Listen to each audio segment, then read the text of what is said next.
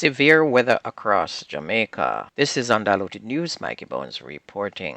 A tropical storm watch is in effect for Jamaica. The disturbance is forecast to become a tropical storm today. The National Works Agency said its team have been deployed to clear landslide and block roads in several parishes following heavy rainfall across the island. The Met Service has also reported that a broad area of low pressure across the southwestern Caribbean is producing a large area of cloudiness with showers and thunderstorms across the region, including Jamaica. The center of the system is expected to move across Jamaica late today, southeastern Cuba early Saturday, and the southeastern Bahamas and Turks and Caicos Island on Saturday. The parishes are being impacted by different things to include flooding, falling trees, some rock slides as well, and block culverts. NWA Corporation Communications Manager Steve Shaw said that the agency had received reports of blockages in Manchester, St. Andrew, St. Catherine, and St. Thomas. And we saw some pictures this morning, and a whole lot of roads are flooded out. All schools across the island was ordered closed by the Ministry of Education as well. Meanwhile, a 17-year-old student of Gresham Avenue in Kingston has been charged following his involvement in the alleged armed robbery and assault of a taxi operator in his community on Saturday, August 5th. The student has been charged with robbery with aggravation and conspiracy to robbery with aggravation. Reports from the police are that about 3:30 a.m., the taxi operator received a request from a passenger to be picked up and transported from South Cam Road to Halfway Tree. On his arrival at the location, two women who identified themselves as the callers requested his help to put some items into the trunk. While in the process of doing so, the taxi operator was pounced upon by the teen and four men who were armed with handguns and machetes. They proceeded to inflict multiple chop wounds on his body, after which they robbed him of his motor car, cash, cell phone, and other personal items. The man managed to escape further injuries and then reported the matter to the police. He was assisted to hospital where he was treated. The teen was taken to the station by his parents on Thursday, November 2nd, and was positively identified during an identification parade. He was subsequently charged on Tuesday, November 14. Two men who were arrested on Monday during a raid at a call center in Freeport in Montego Bay, St. James, have been charged in relation to lottery scamming. They are 22-year-old Norris Gordon of Beeston in White House, Westmoreland, and 18-year-old Shane Grant of Austin Avenue in Port Mount Salem in St. James. Both are customer service representative. The men were charged Wednesday with possession of identity information and possession of access device. According to reports from the Freeport Police, Gordon and Grant were the targets of the operation following information that they were taking customers' information and using it for personal means.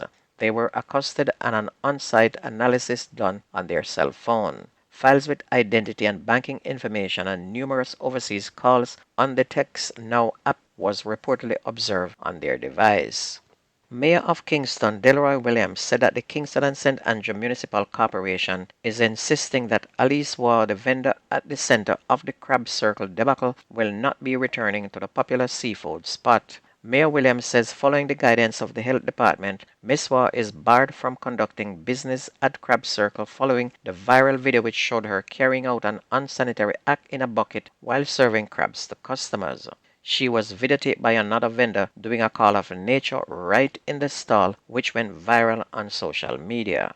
In early October, the Kingston and St. Andrew Health Department ordered all crab and corn vendors to close their operations at a section of the Hero Circle, popularly known as Crab Circle.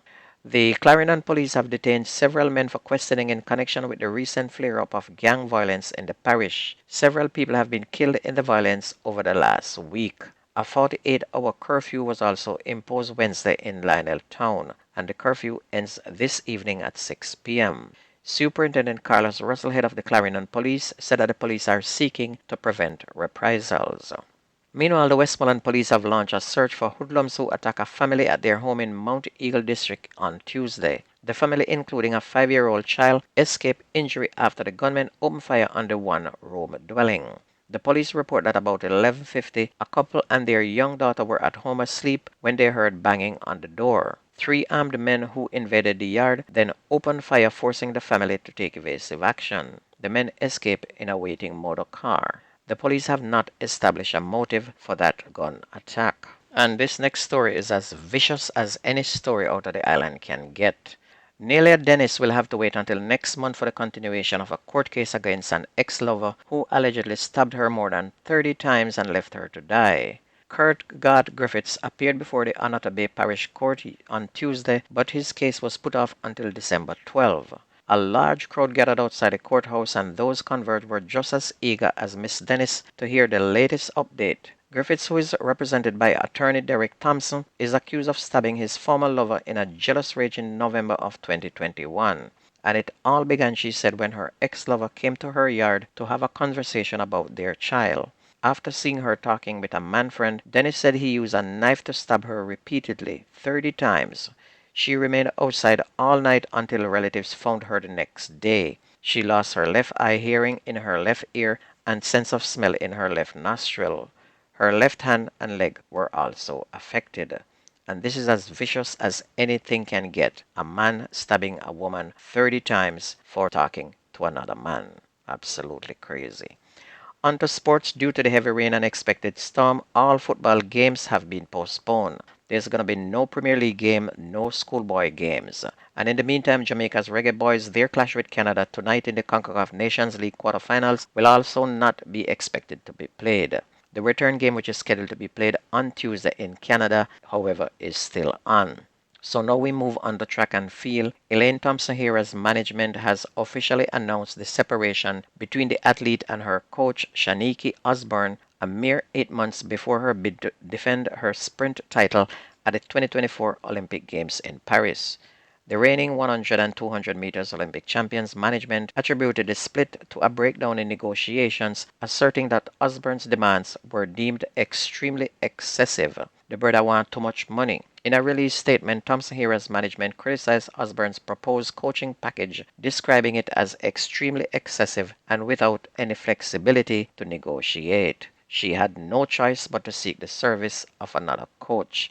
And apparently this man is charging too much money, not too sure what he expects her to do. He probably thinks she's a multimillionaire. And that's going to be news and sports on your favorite community radio. My name is Mikey Bones. Have a wonderful weekend, everybody. I gone.